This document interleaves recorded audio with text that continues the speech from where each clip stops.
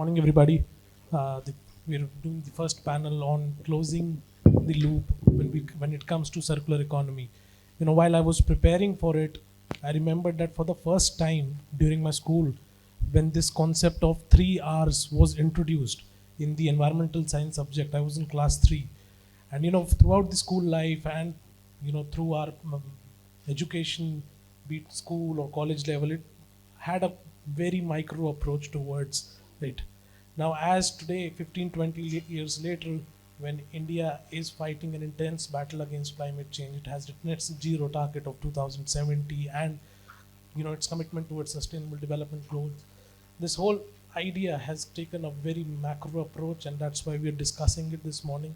And panelists, my first question to you, in your opening comments, I want to understand from you that when it comes to the transition, when we're talking about that transition from a linear economy to a circular economy, where does India stand at this point in time, and what more needs to be done to make that transition effective? Vijay, if you would like to start. Thank you. Okay.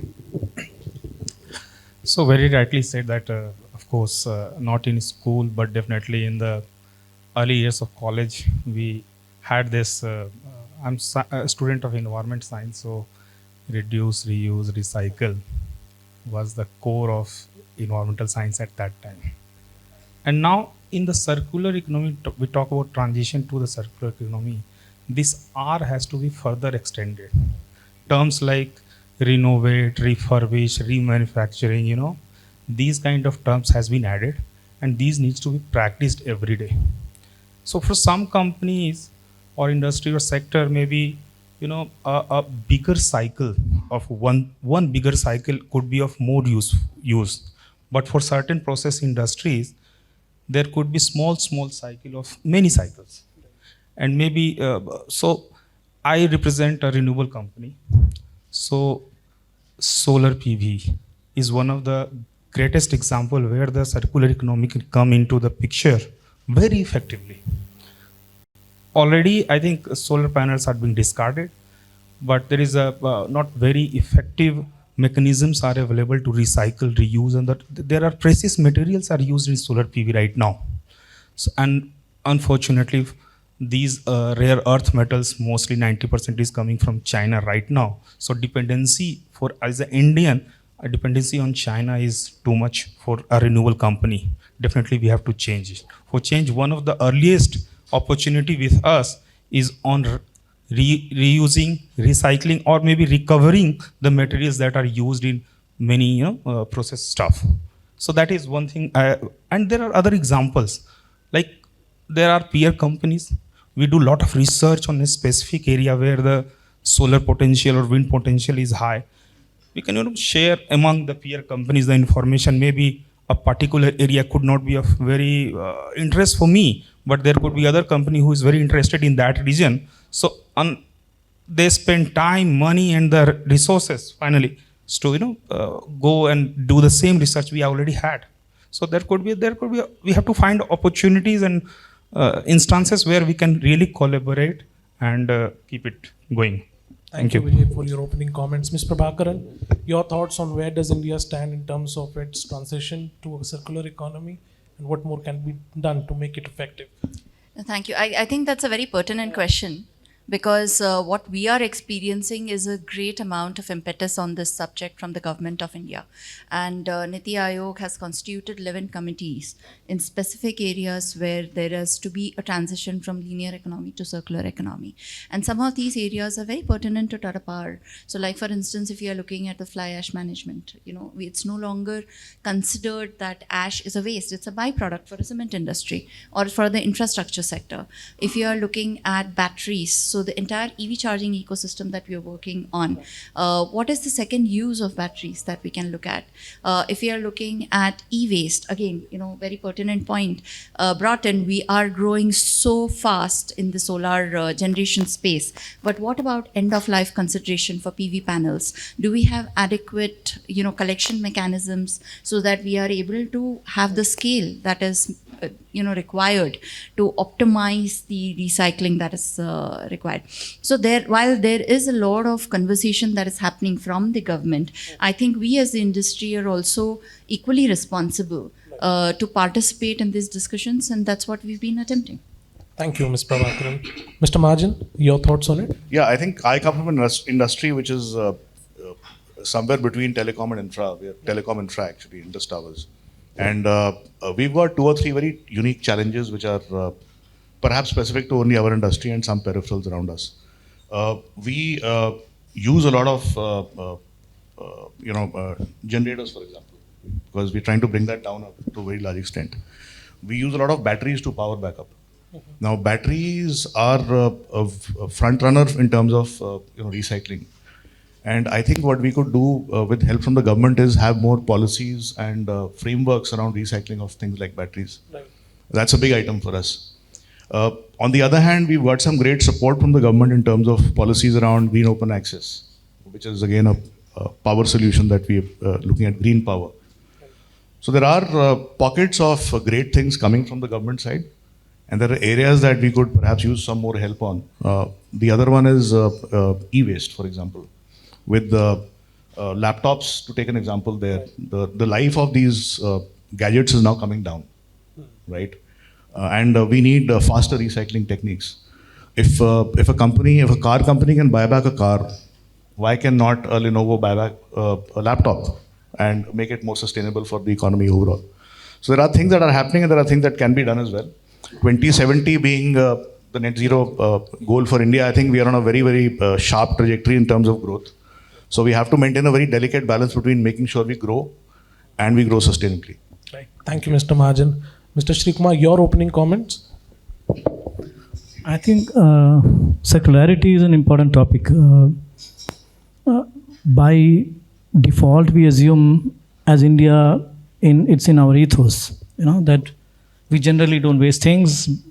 Traditionally, we reuse. But somehow, as industrial progress comes in, a lot of waste is generated. The first thing about circularity is before you bring it back, recircle, you have to make the circle long enough. So we need to make products, solutions which are long-lasting, which reduce or avoid waste. And then we talk about, recycling, repairing, and even if recycling is not possible, let's say composting. So this is important for circularity. And somewhere like my fellow panelists said, we have to think of things which last more. We don't throw in 3 years. We need to have electronic equipments which probably last more. And I guess this is also regulations coming in Europe, where they expect even mobile phones to be lasting for a specific period before being recycled. So it's a challenge for industry to have this achieved, but I think this is the way to go. As an example, for Siemens, like many other industrial companies, we are also getting into what is called robust eco-design. Whether it is, there are already international standards which expect you to follow it, whether it is IEC 62430 or ISO, I think 14006 or 14009. So robust eco-design considers not only, let's say, one aspect of emissions, but it also considers life cycle emissions of a whole product, whether it is while it is made, while it is, let's say, used, and while it is disposed. So overall approach is required in managing this. Last point I would like to say, see, these are all possible only when you have adequate mechanisms to evaluate how you're doing. Digital technologies are therefore helpful, whether it is using a digital twin in producing something so that you know which goes into your production and what is, let's say, staying how long, and also having transparency of how efficient your asset is being utilized. So digital technologies are a pathway to doing this. Yeah. Thank you, Mr. Sreekumar. Mr. Valluri, your quick thoughts on it? Yeah. Good morning to all of you. I start with the consumer awareness first. There has been a lot of demand, especially with the new generation, Gen Z and all. They start asking what is this product and why I'm paying so much. where it is coming from. They are so conscious and so aware of what this product's impact on the natural resources. So the demand started coming from there for circularity. Then the ecosystem, like the regulators. Regulators are very active. My co-panelist has told about the Niti Aayog has constituted 11 different studies, and they also come up with a lot of policies like natural resources efficiency policy, like extended producers responsibility, plastic waste disposal responsibility. All these things are coming up. Over and above, the second most important thing is the dilemma among the industry about the kind of markets that they are addressing for the products. There is always a domestic market where you are still at a starting phase in all this, versus the mature markets where they are almost talking about imposing penalties, etc. So that dilemma is again one of the major driving factor of what to do, when to do, how to do. And the third most important thing is the regulations that are already in place. You look at, say, European Union. They started very recently the digital product portfolio platform, DPP. That is, you are supposed to have your data managed in such a way that circularity is the center of your product design. So they will be now very soon coming up with the product design specifications as well. The design is in such a way that it should be circular. It should be recyclable. In that, if you see the DPP, one of the most important element is like how this product can be repaired, recycled, and it can be refurbished. You need to come with the policy in such a way that you need to come out with all the modalities of how this particular product life can be extended by having the repair, etc. So this whole ecosystem is changing towards circularity. So that is a large, change and mindset today about it. As very rightly said my co-panelist, that it's not about the regulators, even the company started thinking in this direction. And I am from Grasim. One of our portfolio in Grasim is pulp and fiber. We are into fashion value chain.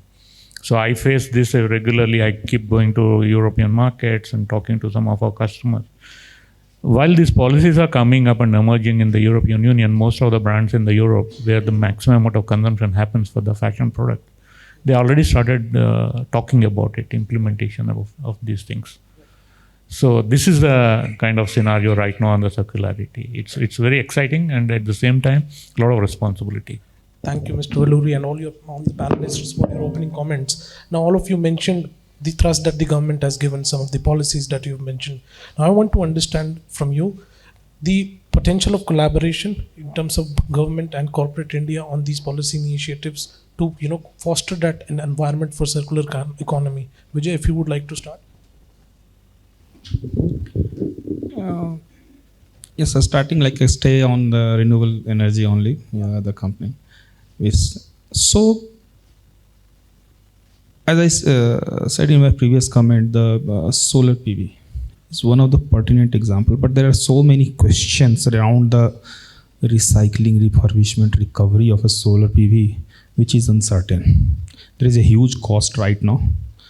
Whether government is going to they have taken first initiative coming with the new e-waste policy and rules, and in that rules there is specific mention, a specific chapter regarding the solar PV. Earlier there was no information, nothing in the regulations what to do with this PV panel, which is going to be a huge problem for us as a country, also as an industry, also in coming 10 years when all these old plants will be starting to get decommissioning. So definitely first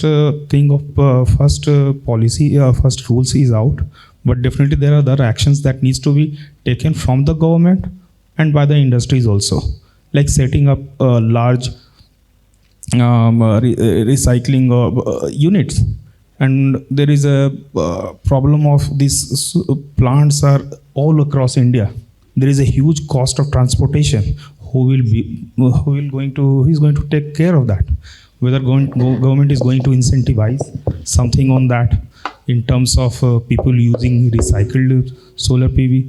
We don't know right now on the whether if we are going to have solar PV recycled, whether the performance will be at par with a new PV. So there are so many other questions, but yes, somebody know, but if it's government and industry both have to take steps forward and then converge into a good solution, which is a win-win solution for both of us. Thank you, Mr. Vijay. Ms. Prabhakaran, similar thoughts considering the synergies between the sector? Yeah, I think very much so. Only one additional aspect that I would like to bring in is that when we are considering, especially from a PV panel end-of-life consideration perspective, we had conducted a study, and I think it should become as ubiquitous as the Radhi collection that we have today, right? Nobody's going to look at which brand of newspaper or which magazine or what is the source of that paper, but there is an adequate logistic infrastructure that has been built up for the entire recycling to be done seamlessly. And there is value in creating that scale, and therefore going into a concept of sector without boundaries is very important, especially for this subject. Right. Thank you, Ms. Prabhakaran. Mr. Mahajan?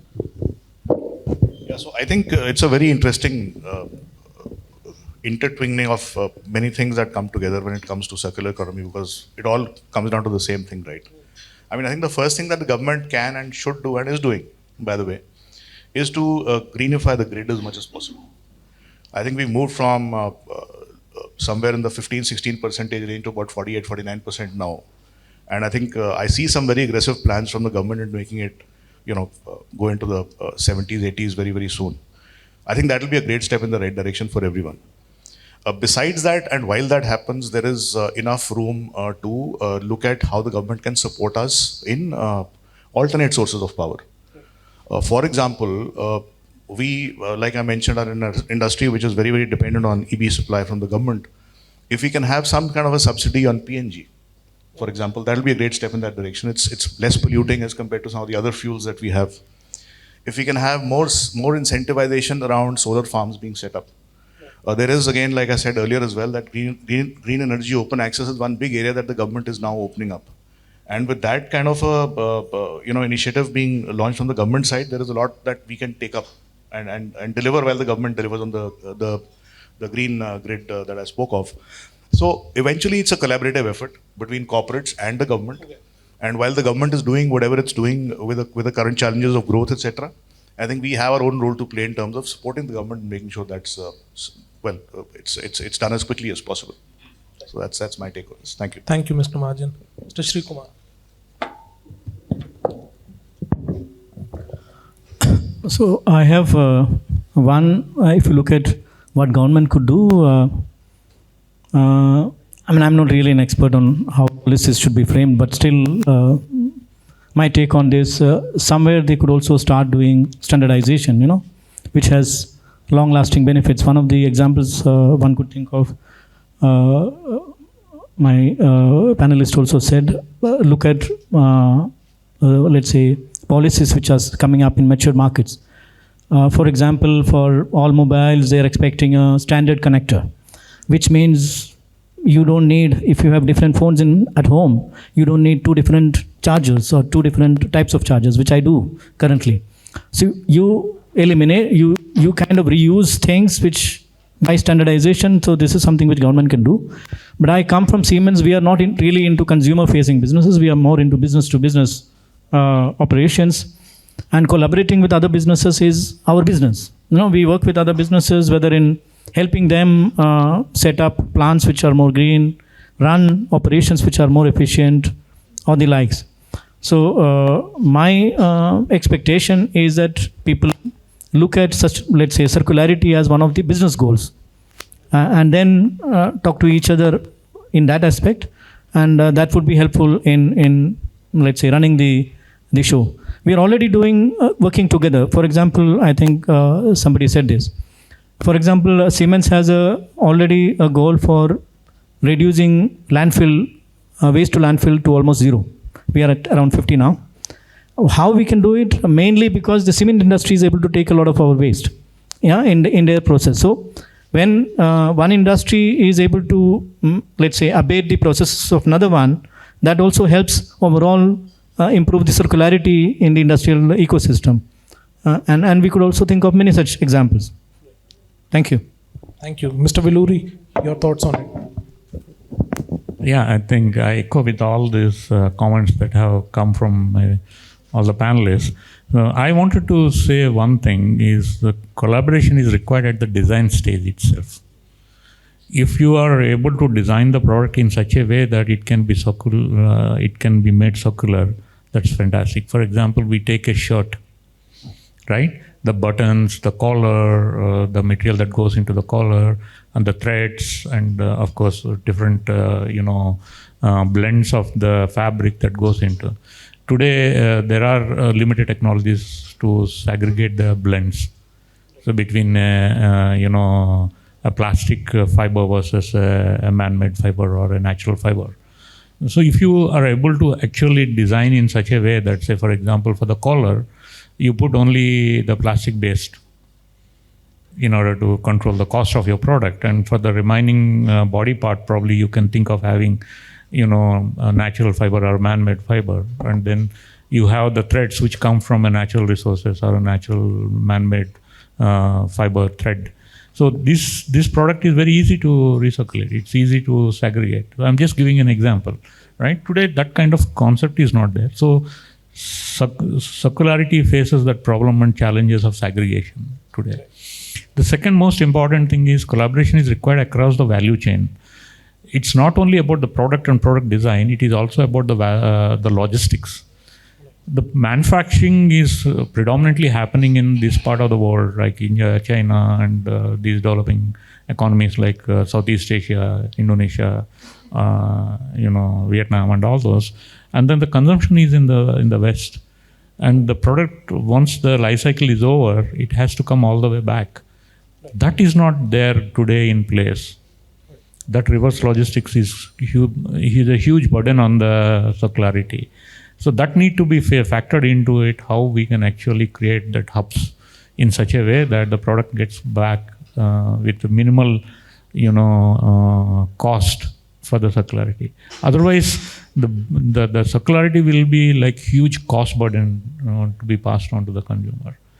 The third most important element is the awareness to the consumer, that they need to understand that circularity won't come because it's replacing the virgin material. Circularity also comes with a lot of cost. So that education is currently not there, and all of us, including the regulators, this is the most important responsibility to pass on this message.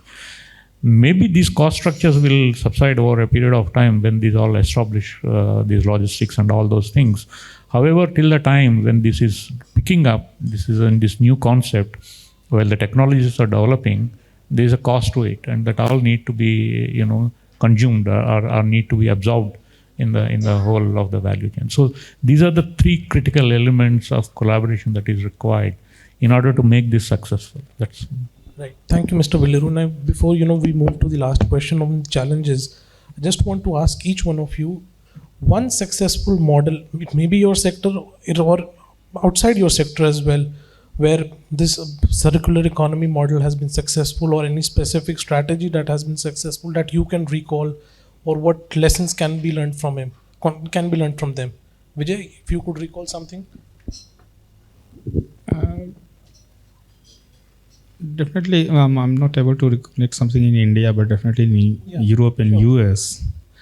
I came across one specific organization which is not manufacturing any cloths or footwear, etc.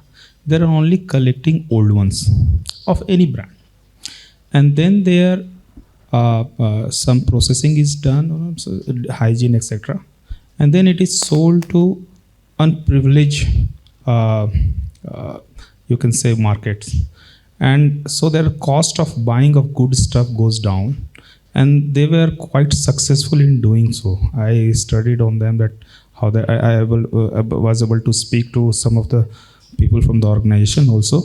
So that is one thing I could see that is happening in Europe also, and then one of the markets for them was in Africa.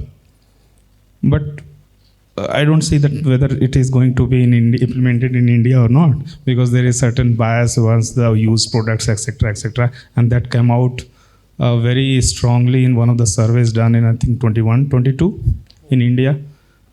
So this is one example I can cite. Ms. Prabhakaran? Yeah, so I think there are quite a few examples here, and I would just list down a few which are very pertinent. And this is where I think I concur with the thought that design thinking and a systems approach is very important. And there is value that can be unlocked when we look at circularity, right? So for instance, in the generation, we used waste heat recovery, which means that the heat generated from the process of one plant is actually being used to generate power. The second and a very beautiful instance, which a lot of people may not be aware of, is that when Tata Chemicals had the Meetapur plant set up, it was a soda ash plant. And since fresh water was not available, they did a desalination of the seawater. And imagine what beautiful product came out of that as a byproduct. Tata Salt was established as an organization. And this is a beautiful example of how circular economy unlocked value. And, one more emerging area with batteries coming in, I think for automobile sector, the efficiency of batteries is the expectation is very high. But even when they are discarded, they have 70 to 80% residual value. So they perhaps can play a very important role as second use to have grid level storage solutions to make renewable power more reliable.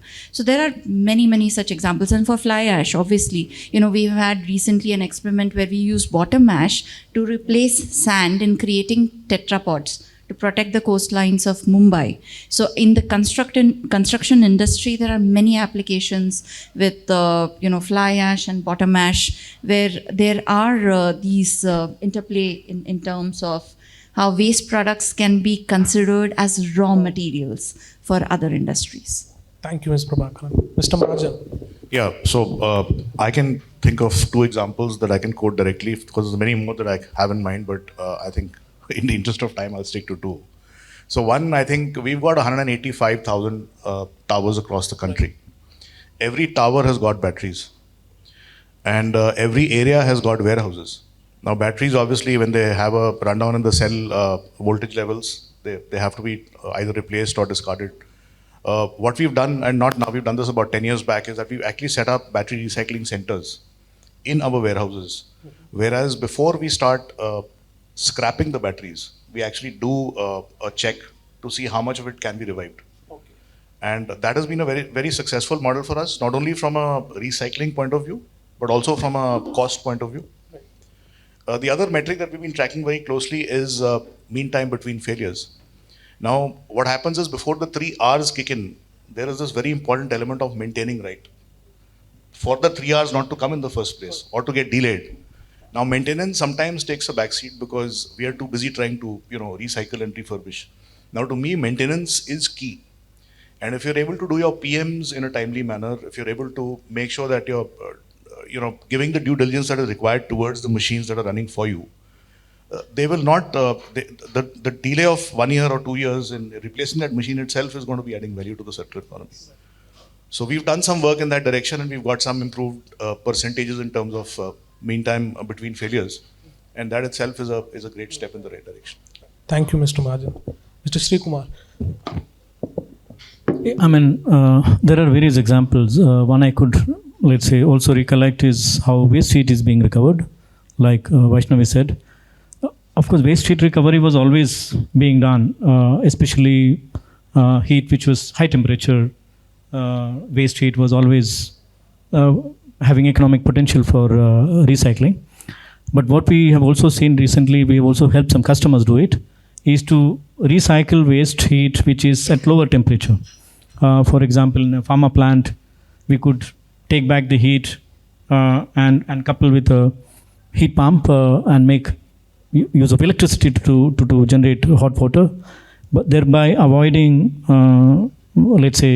using coal as an input at all, and also improving the efficiency of the whole process. So recycling heat is something which even now going even lower temperature and lower volumes. So that is one example which I can see. The other, in my opinion, is also one example which I would like to also talk about is how secondary materials are being considered for new products.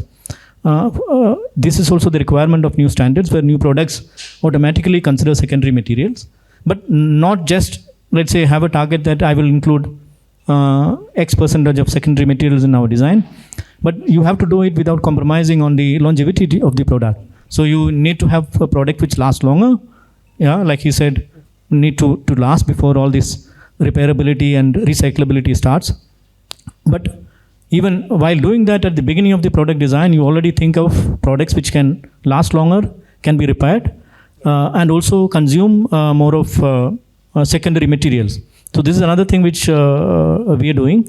As Siemens, our ambition is to have in the near future around 50% of metals as recycled, and also I think around 20% of resins as secondary product coming in. Of course, this will also require the supply chain ecosystem to also develop.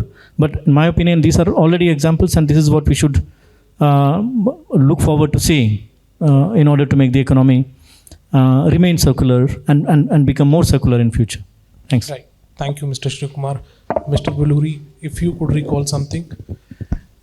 So I can give, again, as you asked me to give my own industry example, Grasim has a huge portfolio of textile and chemicals and fiber, etc. So in the textile, I see a lot of such examples. But there are two distinctions here. It's like recycle in the circular economy on the product side, not only on the product side, even within the manufacturing processes itself, there is a lot of opportunities, like many examples have been cited right now. And I see this happening at a faster pace. The most important, the critical element in all this is unlocking the value. Today, the investment decisions are based on the value proposition, on the return on investments. Today, there's a lot of hidden, wealth in this waste. That is what is the crux of decision making, of making investment in this. I can give you examples like we, in our pulp and fiber, we have used EU-BAT technologies to recover our CS2, which is one of the chemicals that we use in our manufacturing. So if you look at pure economics basis on an Excel sheet basis, probably it's not. But if you look at unlocking the value of that by having the environment impact also, then there is a huge potential and huge value in it. Right. That's the key. And that's what is the awareness is happening. The second thing that I can see is we have a pulp mill in Sweden. And that whole pulp mill is actually is a biorefinery. There is no single product that is a waste in that, including the lignin that comes out of the bark of the tree is again reused, and it's going into some very high value added products into pharmaceuticals and industries and all. They are using those byproducts. So it's just about looking into the product more closely, looking into the product not only on the financial benefit point of view, but if you look at the product with the embedded, value proposition with respect to environment, ecology, then there is a huge potential. Right. Mr. Valluri, keep the mic with you. I mean, all of you in your previous answers have elaborated the challenges that are there within your sector. We have 5 minutes left. In 1 or 2 lines, if you would have to sum up from a macro lens, the roadblocks, challenges, impediments for implementing circular economy strategies, one by one, Mr. Valluri, if you could start, and then we'll open the house for questions. So I wanted to talk about the policy making philosophy. There, it should be collaborative, and industry should actively participate in it. And the policymakers should be facilitating unlocking the value of this in order to make circularity a big story. Huge potential in India. As he was telling, we have a mindset traditionally for extended use of products in our communities. So we have that mindset. So we need to milk that. We need to use that. So industry has to participate in those policy making. Then the government has to really bring in the value proposition of helping the industry to unlock these values, be it in the logistics, as we were talking about reverse logistics, or be it recycling, or be it re-engineering the products, helping bringing the technologies. There's huge amount of scope in that. So if there is a collaboration, the collaboration at the level of policy making, I think we are having a very good story, and we have huge opportunity to. Right. Mr. Sreekumar? It's a good question. See, there are two things which I see as major challenges. One of them is the pursuit of, let's say, competitiveness as against circularity. So if you ask in private, many people would tell you, many customer or let's say industrialists or companies would tell you, what if I invest in circularity and make my products become less competitive? That is one challenge which a lot of people face and hesitate. Yeah, one way to overcome is, like Sir said, is to look at unlocking value. Yeah, you also look at other attributes which the whole ecosystem will also start appreciating, which are attributes of sustainability. The other one is, let's say, balancing between managing emissions during production and emissions using use phase. In some products, the emissions during use phase is much larger. Yeah, there are, obvious examples as compared to production. So, in pursuit of, let's say, controlling something which is more obvious, you probably end up making something which is more resource sensitive. So, balancing it is also another challenge. In my opinion, see, these challenges can be overcome when you have more clarity which comes out of data-driven approaches.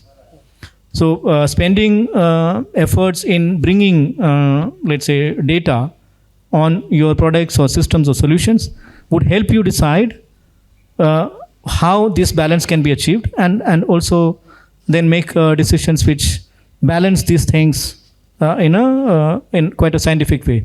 So that's my thought on this subject. Mr. Mahajan, what are you seeing from a macro perspective?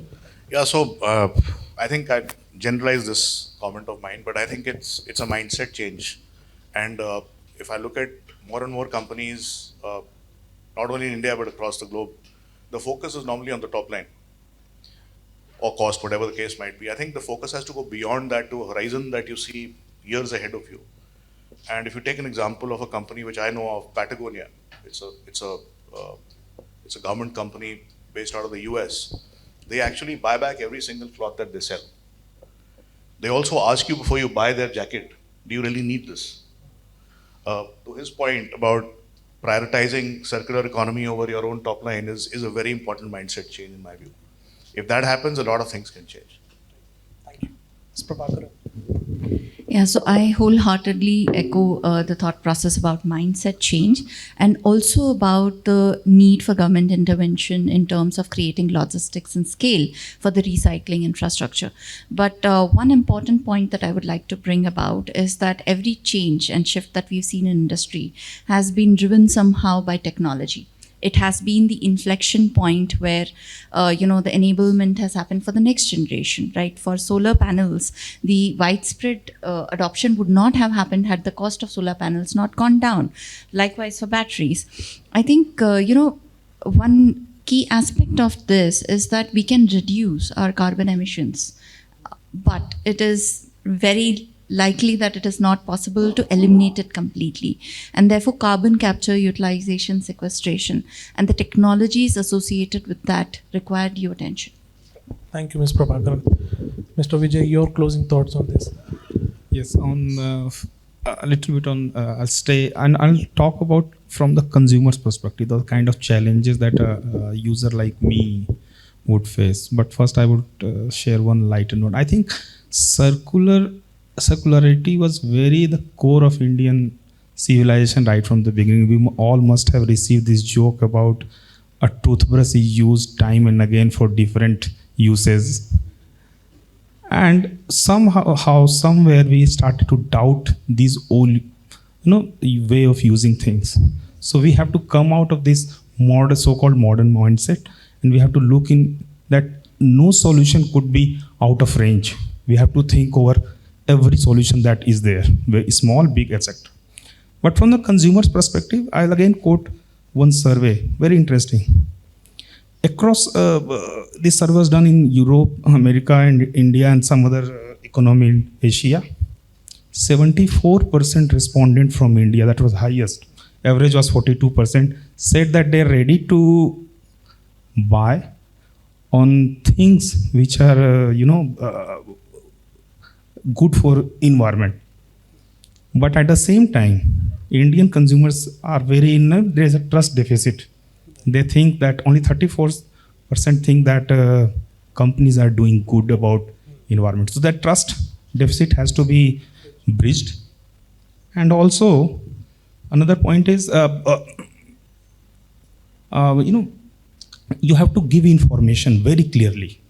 That, okay, this product, labeling, you have to be very careful about it. That what harm it is doing to the environment or what good is doing to the environment. So then you give a choice to user, then they will definitely adopt it. I think so. Thank you, Mr. Vijay, and all of the panelists this morning for starting this event, day 2, on a very insightful note for our audiences. Audience, can we please have a big round of applause for all of our panelists? And if you have any question, I mean, the time is over, but if you have one question, yes, sir.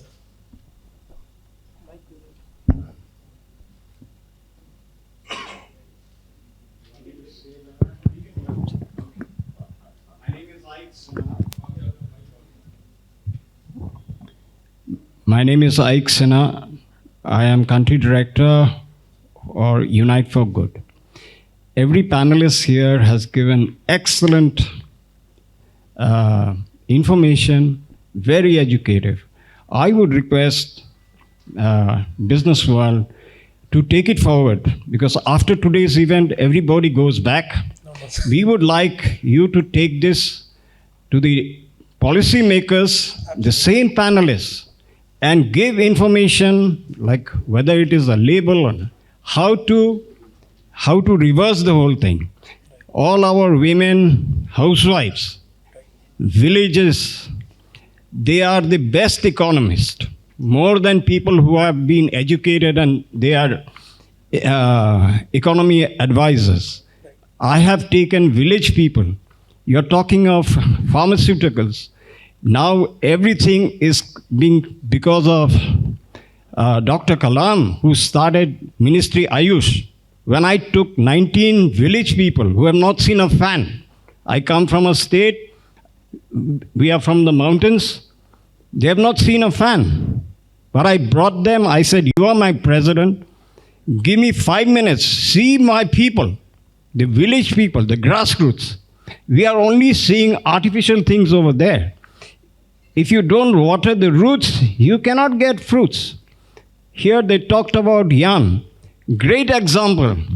This silk filament, the highest pricing is the waste of silk product, which is rolled on the thighs of women. Men cannot do that. It has to be the palm of a woman, which is called chocho. It is derived from there. The tensile strength of that yarn is stronger than steel. So yes, this knowledge which is there with our old civilization, I would like Businessworld to kindly take it forward with policymakers, prove that you are doing the recycling, the reverse process, reverse investment, and no wastage. Right, sir. Thank you. Acknowledge, sir.